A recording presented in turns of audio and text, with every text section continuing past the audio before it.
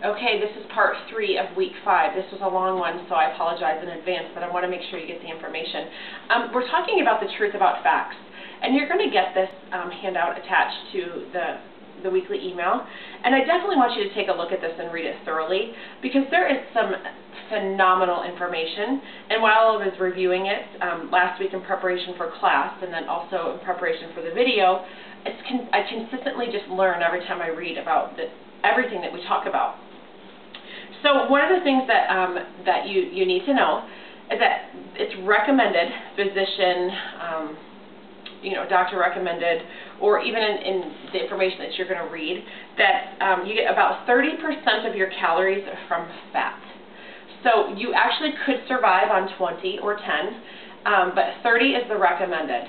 So take that into consideration also while you're reading your labels and putting things together, that you want to watch the fat that you're consuming as well. On average, Americans get about 40 plus grams of fat a day, or their diet's 40% fat.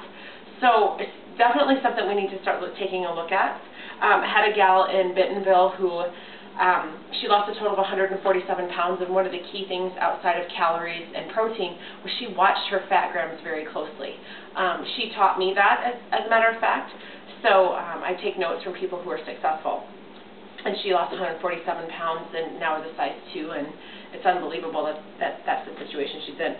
A couple other things that I want you to take away. If you're in a cheat sheet here and you're crunched for time, make the change from vegetable oil to canola oil or olive oil.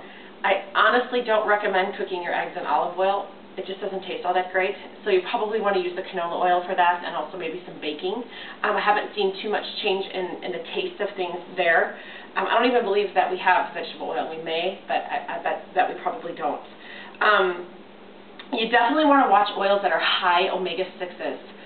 You do not need these. You get these on a day-to-day basis, so you want to try to not continuously inject that into your body. It alters your blood pressure. It does all sorts of health factors that you just don't really want it to do. So take a look at that too, going back to your label. Look and see if it has omega-6s in it, because you don't need those. You get plenty of those in your day-to-day diet.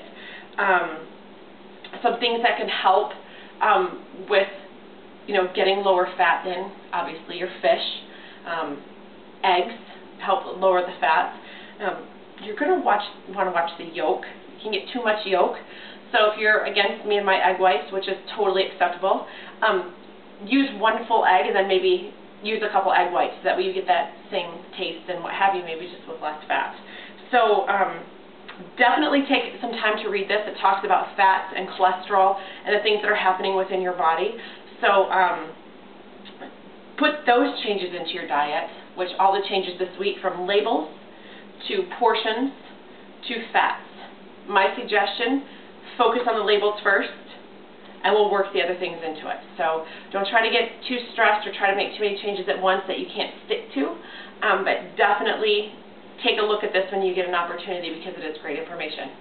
So as always, a few changes here and there, and I know for a fact I'll see at least 1 less pound next week. Have a great week.